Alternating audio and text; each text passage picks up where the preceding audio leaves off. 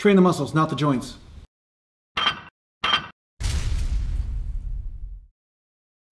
So welcome back to Natural Gallant Bodybuilding, and today I'm going to talk to you a little bit about a study that was put on the Natural Gallant Bodybuilding Facebook page. So if you guys aren't on the Facebook page, make sure you sign up for that.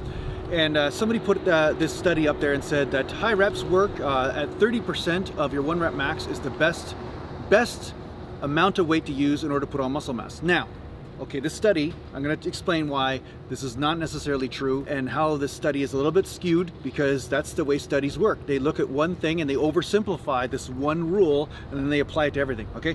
So first of all, this study was done on the exercise known as the leg extension. Now, any of you guys out there probably know that the leg extension is an isolation exercise, and also the leg extension is not the most efficient way to use the joints in order to stimulate muscle. In the overall quadricep anyway, because the medialis, the muscle close to the knee, gets hit the most, right? So you're extending, right? That's the muscle that gets hit the most. Now, the other thing about the leg extension is that because it's an isolation exercise, it puts an undue amount of stress on the knee. Now, here's the thing. I've already talked about why leg extensions should be done light if you do them. I've already talked about this because of the nature of that type of exercise. Now, the one thing that this study doesn't take into account is that the leg extension, because it puts so much stress on the joint, and it's actually almost like hinging the joint apart because the hamstring's not coming in, the hamstring's not firing to keep the knee stable. So basically, there's a lot of grinding on the joint and everything, and then the capsule's moving around a little bit, right? The knee gets a little bit unstable when they're only firing one muscle group and not the antagonist muscle group at the same time. So because of this, there is a spasm reflex that happens in the Golgi tendon and the muscle spindle in the body.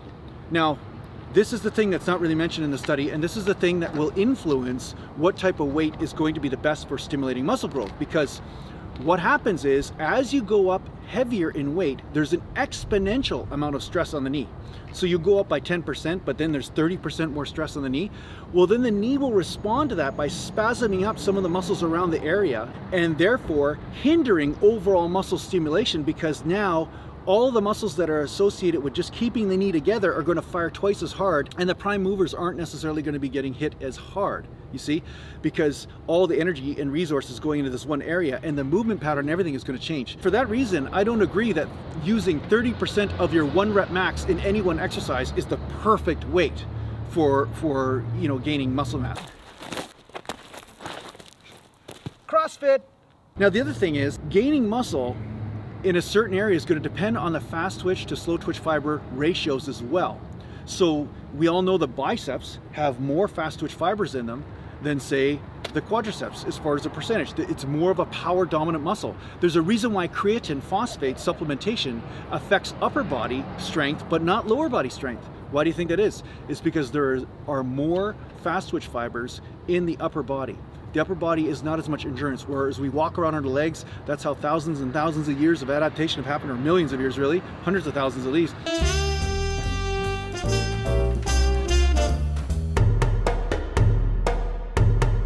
It's early evening right now, and I feel like doing a campfire. So you can see the sky, see what that puppy looks like. But yeah, let's go up the logging road and do a campfire.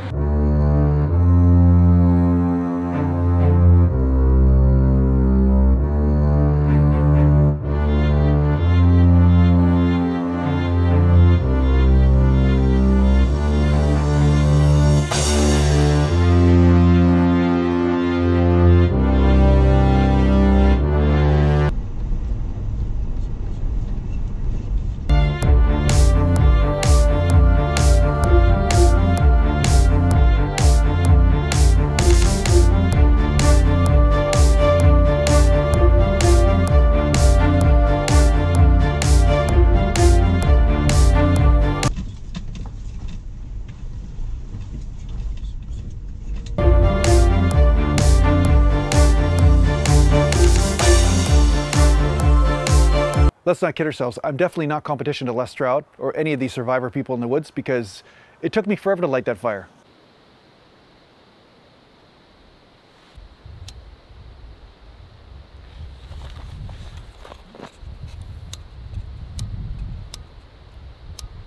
Really? Seriously, it was really frustrating. I had dry wood too. There's dry wood. I had 2 lighters, had some tinder.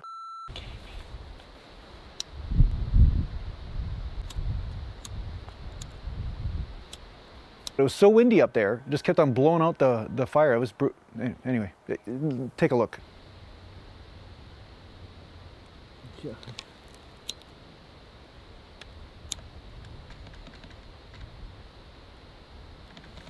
Can't even light shit. In front of the campfire now. Man, it was tough getting this thing going. I could say pretty much with a certain degree of certainty that if you're ever lost up in the woods, don't depend on me to come get you, because I could barely start a fire with 2 lighters and a bunch of dry wood. But I did it! But I did it! And that's what counts.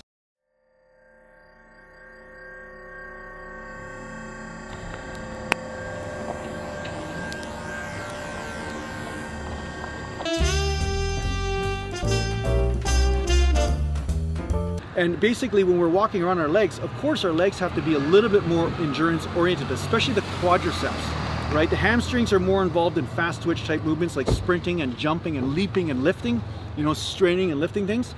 That's hamstring. But quadricep is more like walking up hills and things, right? So we can make some sense that the quadricep is a little bit more endurance dominated than the hamstring, or than another muscle group such as chest or such as lats or such as biceps, right? So for that reason, you will find that there will be a different percentage of your 1 rep max that will be ideal for putting on muscle mass in different areas. So this is why it's important to experiment. It's important to go lightweight and heavyweight and find out where that happy medium is. And there's no one perfect rep range. The perfect rep range is all rep ranges that get you to hit failure within about a minute to a minute and a half. You know, if you hit failure within a minute to minute and a half, that pretty much gives you an idea of the intensity that is going on, and you're not getting into cardio. Once you start getting into cardio and you're out of breath and everything, that's a different system. That's more cardio. Those of you guys that can't afford a personal trainer, I just found a way for you to save a couple bucks. I just hired my own, and yeah, here he is. Pretty good technique, I have to say. I've been going all day. Cardio for Jason. Go get the stick. Not sure how many calories I've burned so far, but yeah, I just feel the need to scratch and roll around a lot. I don't know. I think that's a different system. That's more cardio, right? That's not necessarily a muscular system. So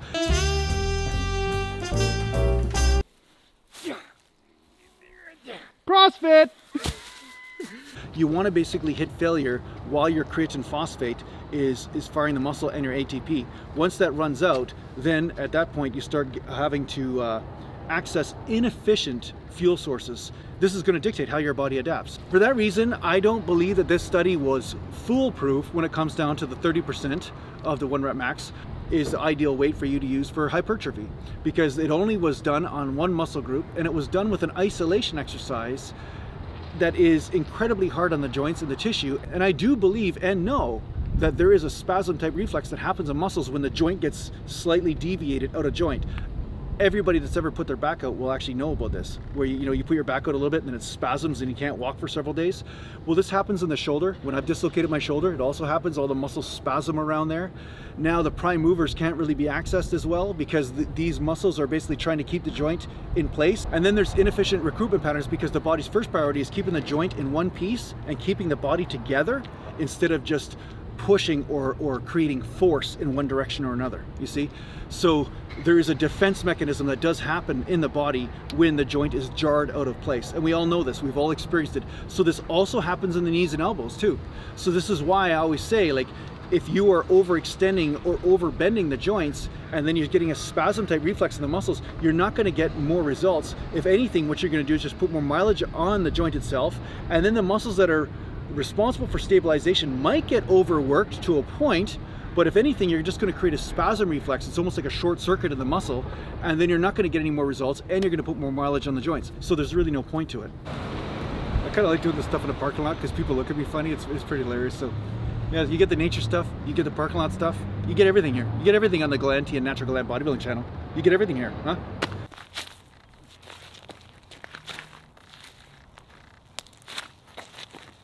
CrossFit.